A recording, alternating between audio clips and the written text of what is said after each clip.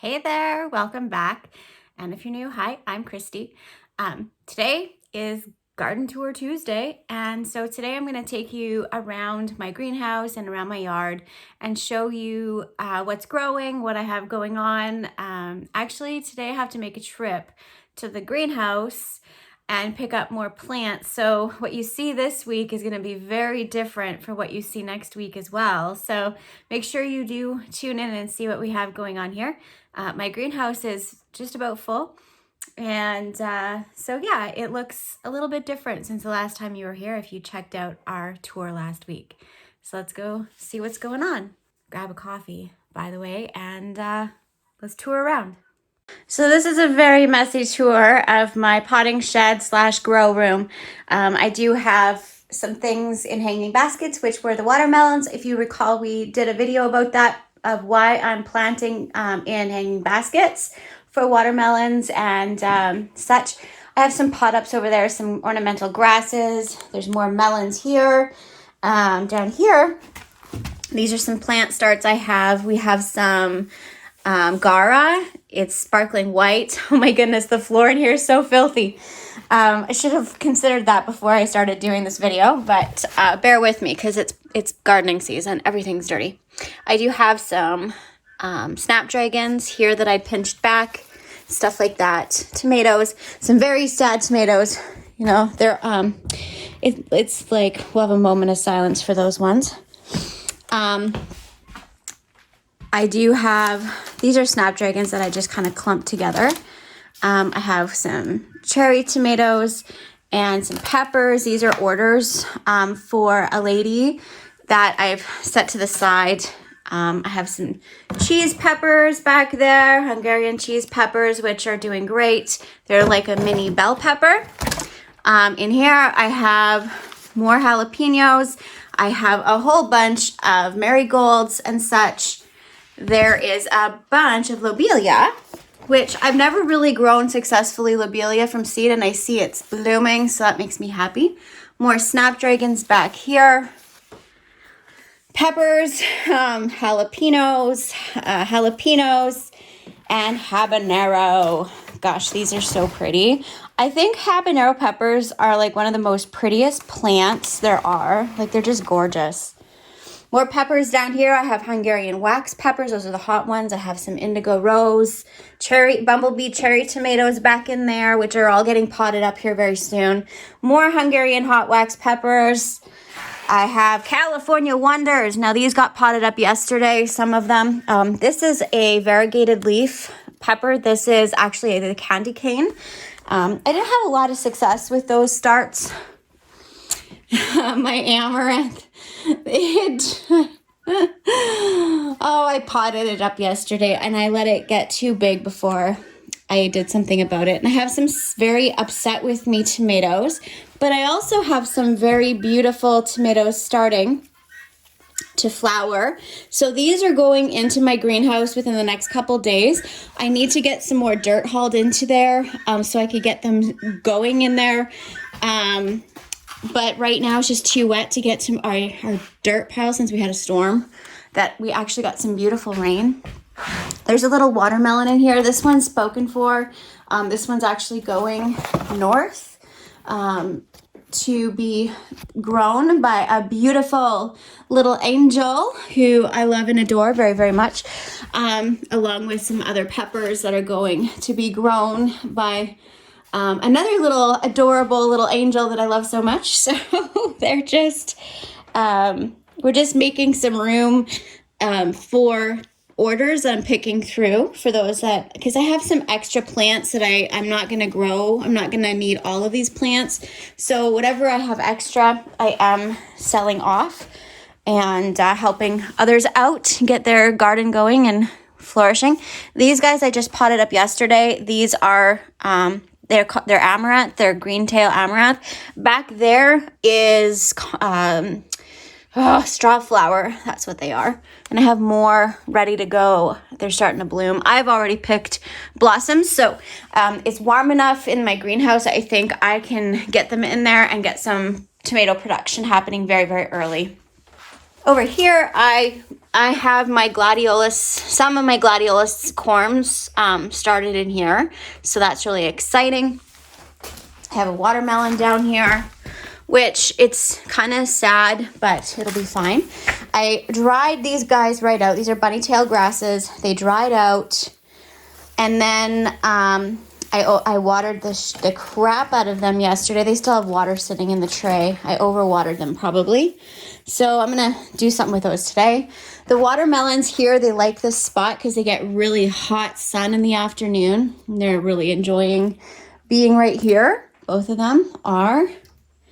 And then I just have some lupins that are going here and some very sad transplants from yesterday, which these guys are calendula, which my calendula, I think I'm just going to start more from seed because I'm pretty sure it's not going to forgive me for letting it get overgrown and then potting it up like I did yesterday. It actually was not a pretty sight yesterday with my pot ups. It was get her done, and I made a lot of rookie mistakes that'll cost me in the end, but that's how we learn. That's how we learn to grow. Mistake after mistake after mistake after mistake. Eventually we'll grow something. If we don't grow something, we'll grow from it, right? So yesterday was yard cleanup day, which I'm so grateful for. We got just doing some tidying up. We have stuff that's kind of moved all over just so we could get the yard leveled out and drug. So that was yesterday's project.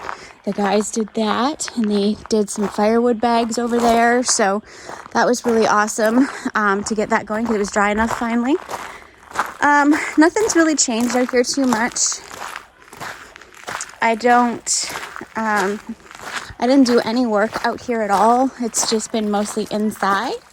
So, I just realized I forgot the heater on in here.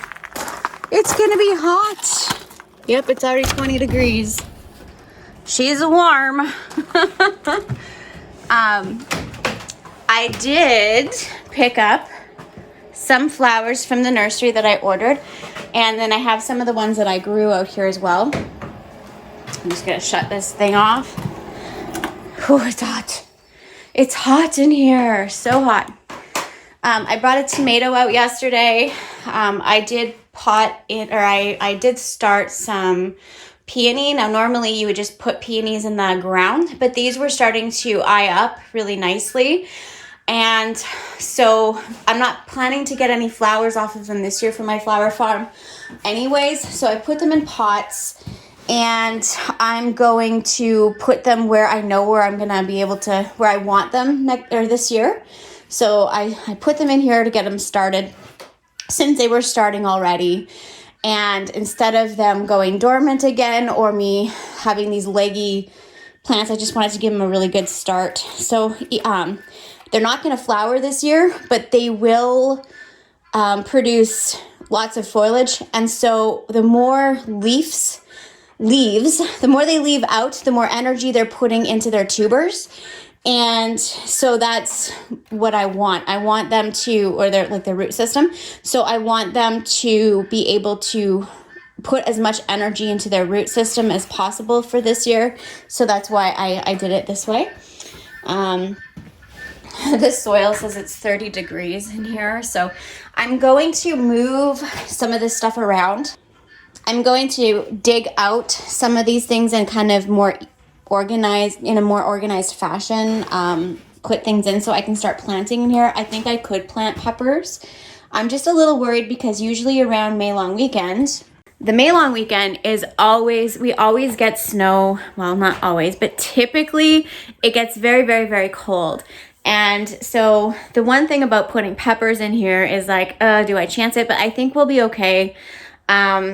The guys made me this beautiful table so I can move a lot of my plant starts here, and I just have to be more creative and see how I'm going to be able to store things.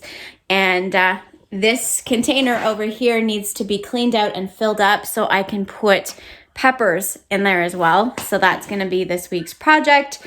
But getting this bed organized and things planted a little bit more neatly and strategically will help me very much so that I can get in my varieties that I want to grow in here for the season and get them in now because it is hot, and I have good heat in here now, so should be fine. These plants,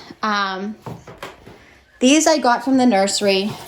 Now they get massive. I had these around my pool last year. They're first night Pennisetum. They're hybrid, and they're an ornamental Napier grass, and they're just a Pennisetum. They're a standard pretty well, but they get 48 to 54 inches tall, and they are not perennial here, but they are perennial to zone 8. Or 7 through 11. So you could get away with that, but they are beautiful. I had these around my pool last year and they did not disappoint. They're just gorgeous. So I went ahead with them. They are a little bit more pricey here in Canada. I think I paid $14 a pot for these, and I got them at Michelle's nursery. I don't know if she has any left because I ordered these last June or July. I ordered them from her in July of 2020 for this season, so she knew what she was bringing in. These are quite large, so I mean, they take up a lot of space. So if you are going to be doing a big project like this, you might not be able to get something like this year from your local nursery because it's kind of a specialty request. But they're worth it. They're worth every penny. I love them. Okay. Over here, I have Cupid's Dart, which these are the perennials that I started myself. They're a little slower compared to the greenhouse ones, but they're doing okay. I also have lupins here and stuff. I do have Gara. Now, Gara is one that I've grown before. I really like it, and it looks like butterflies. I'm actually growing some that I started from seed that are white. So we have white and pink Gara this year. The pink stuff I got from the nursery, and the white I'm growing in the grow room. I wanted to do Super Tunia Honey. So this year I'm growing Super Tunia Honey, and it's like this beautiful, there's these beautiful variations of pink and yellow, which I love. It's kind of like can kind of get a little bit corally. And I'll kind of give you a preview of where these plants are going right along that, like the border around our pool, our picnic area. That's what I'm planting there. And I'm still not sure how I'm gonna do the whole thing. I did get proven winners, Silver Falls. Now these are dichondria, and they are gorgeous. They get massive as well in the right conditions, but they're a trailer. So they only get about 2 to 6 inches high, but they will like trail and trail and trail. So where I got these for is, I'm just gonna pull one out and see if I can show you a little bit better. They get stuck in together because they trail so much. There we go. So they're pretty. I love the color of them. I don't know if I can show you where it looks. Actually, what they're going to be going with is these. So I don't know if you can picture that together, but these are going on in the pool area, and these are going to be spillers around this part here. So that little pool area, I'm going to be staining it here this week. And when I'm planting it up, the Pennisetum grass is going to be these plumes of the dark grass, and then we'll have that Silver Falls trailing down the side. And the reason I did that is, again, I didn't want to have flowers around the pool area with bees and kids swimming in there. I didn't feel very comfortable having that combination of flowers and kids and water and such. So that's why I'm doing, I'm trying to do texture and colors combinations that are going to really contrast that well. I also got Salvia. Now Salvia, this is Ignition White. I've never grown white salvia before, but it's a sage, and it smells so pretty if you like sage, but the flowers on it are just beautiful. I really like it because it brings a lot of pollinators to your garden, and hummingbirds like salvia as well a lot, so they are just really pretty. I do have some fountain grass that I picked up as well from the nursery.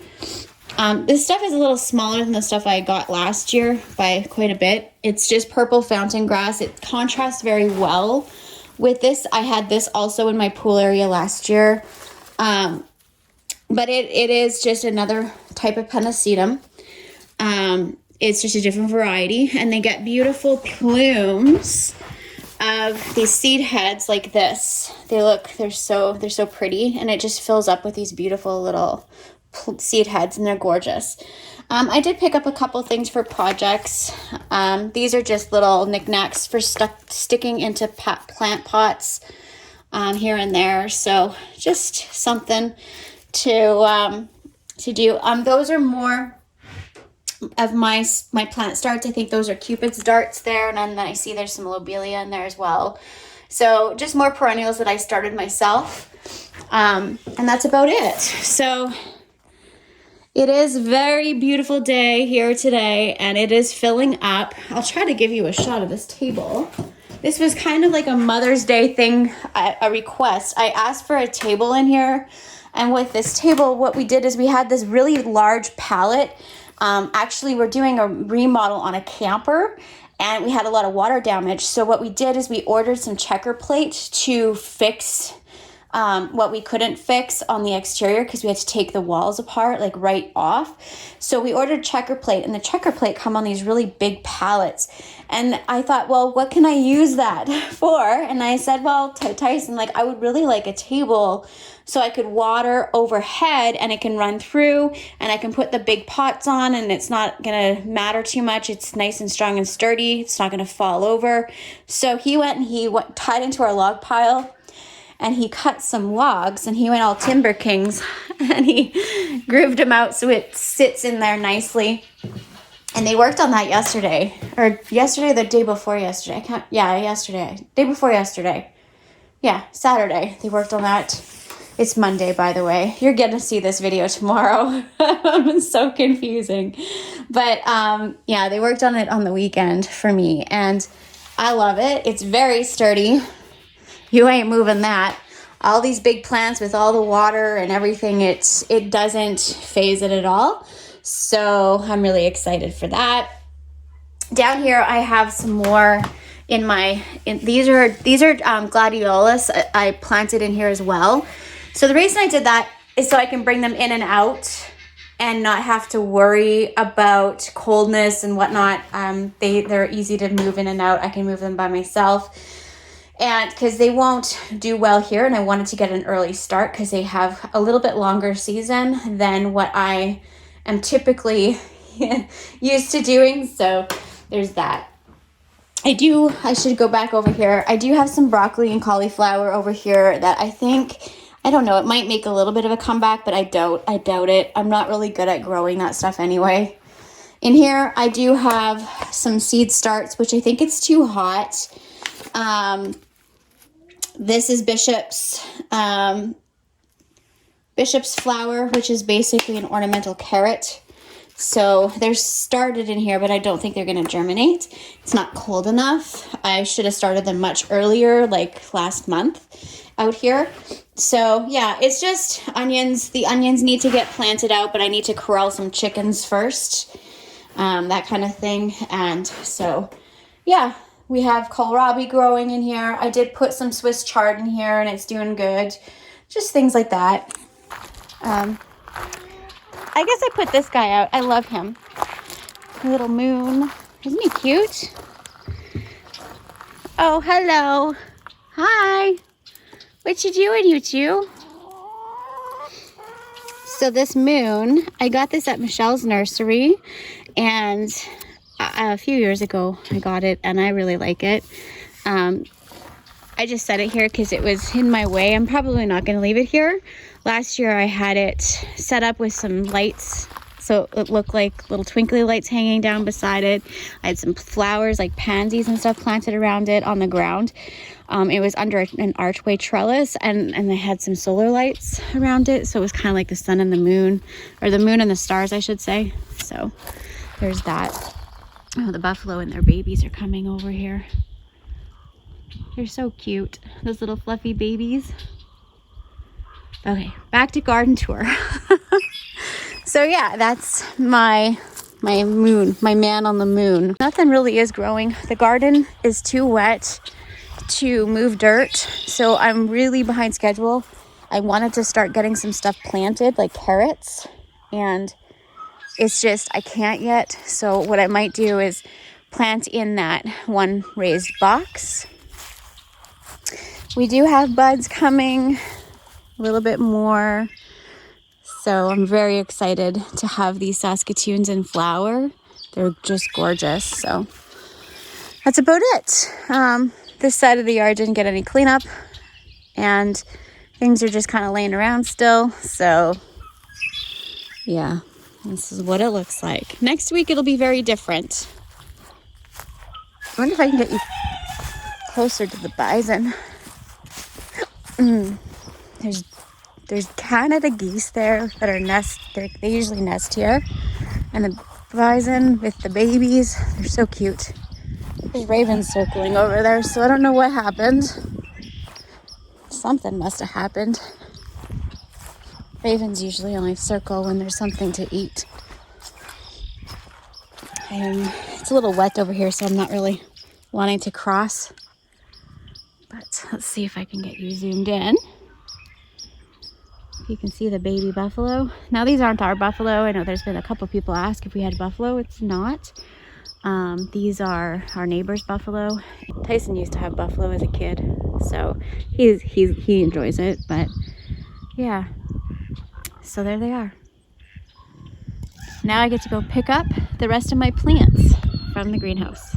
So Chaz and I are on our way to go get the rest of our plants from our other local nursery, which is down the road, which is really convenient for us, right? It is, yeah. And so it's awesome because he gets to go on a field trip, because today's homeschooling in our province. They have 2 weeks of online schooling, so we get to go cruise around and then go get some cool things. Yeah.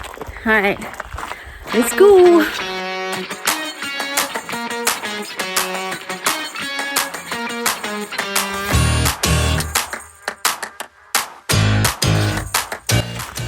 So Chaz and I just got back from the greenhouse and we picked up some of our plants, and I'm really excited because I've wanted to put in apple trees for a really long time, and I was finally able to get the ones that I could grow here.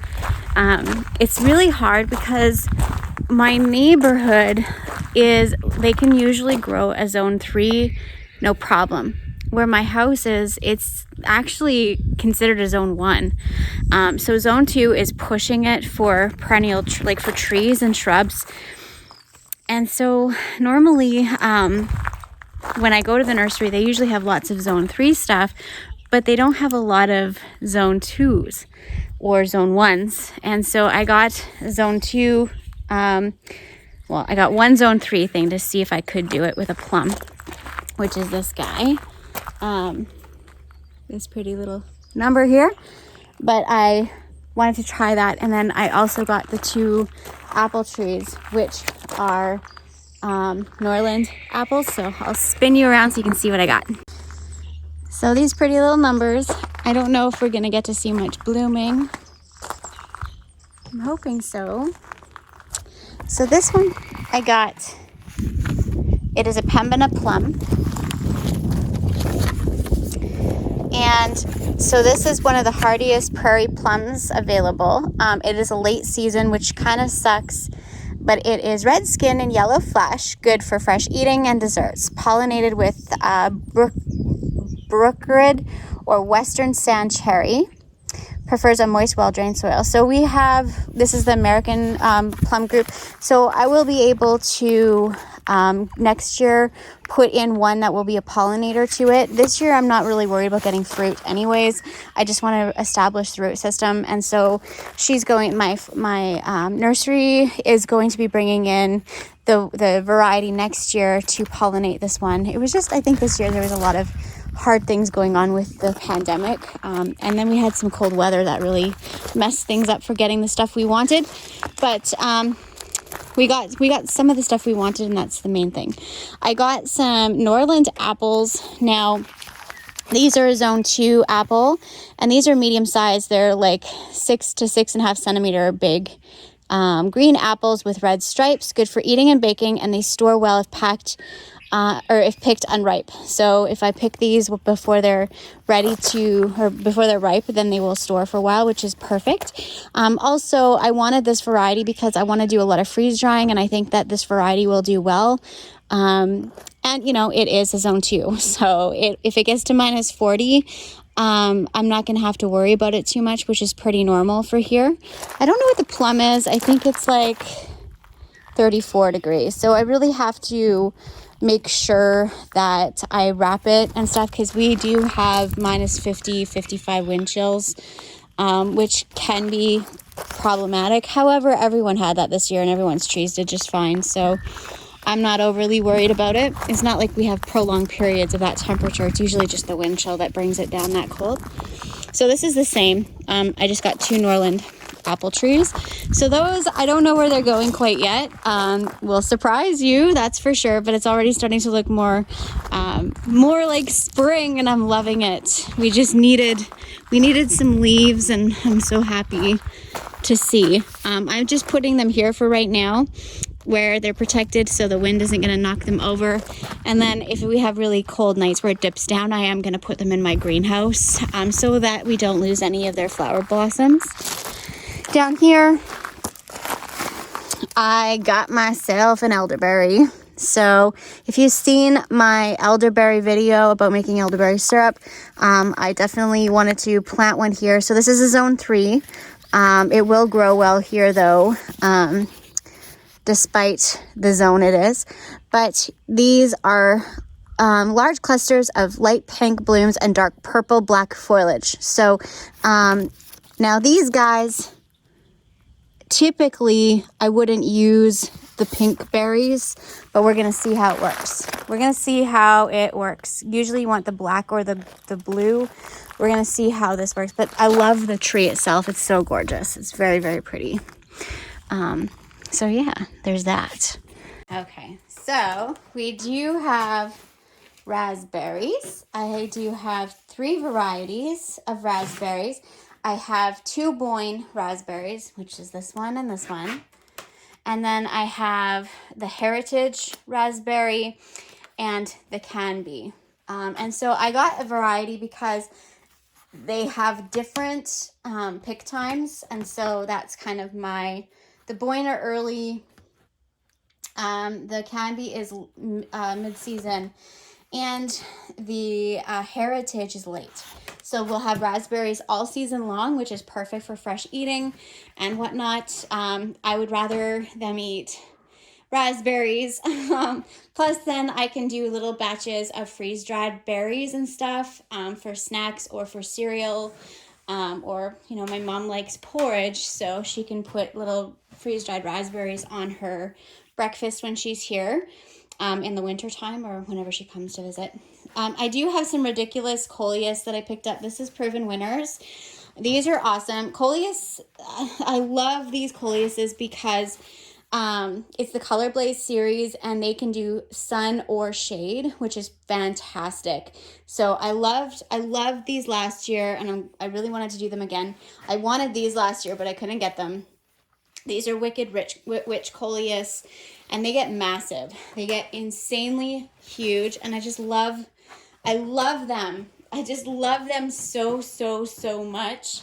And you're going to love where I'm going to be putting them because it's really cool and creative, and I think you're just going to really enjoy the way that it'll look in my cut flower garden, how I'm doing it all up. So I'm so excited for that. And I like it because they fill in a lot of space, and that means less weeding.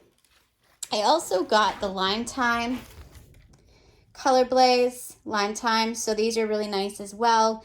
They do get big as well. They get quite large. Last year they didn't get very large for me, but they were really nice border plants, or like they filled a nice area. And I really enjoyed them quite a bit. I also got some Gomphrena. These are really great. The ping pong purple ones, they're so cute. They're just tiny little things, but they make beautiful cut flowers, and they also do really great in floral arrangements. I wasn't able to start any this year, so I got some for the cut flower garden for my florist, so I'm really excited for those. I did get some established asparagus, and I did start some from seed, but I wanted to get a couple other ones, so I had, you know, I had some to go in, and a variety of different ages in my asparagus patch, so that's really exciting for me. So there's a few of the things that I have. So now I just can't wait for me to be able to start planting, and so today is going to be a day of pot ups and starting more seeds for the flower for the market garden, and you know, just watering, getting things all prepared for what the plans are. It's going to be there's a thunderstorm today. I was hoping to do some staining today since it was so hot, and get some the stain drying in my projects, but it's just a little bit too risky with a thunderstorm rolling in. So it'll be, you know, this and that. I think I'm gonna run back down to the garden center, pick up a couple of things that I forgot to grab. But that's it. This is a wrap on our garden tour this week. I hope you enjoy. I hope you come back, because there should be some things planted next week.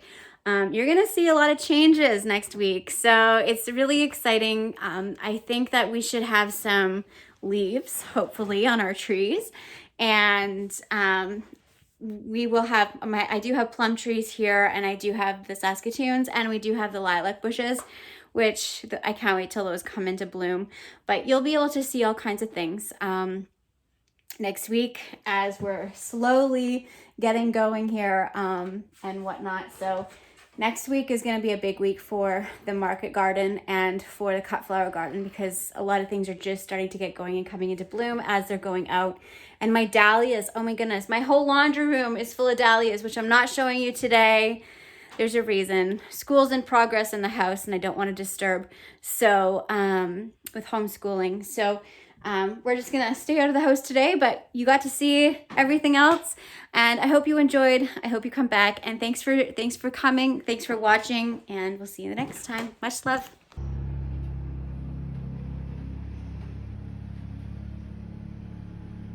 Pretty view.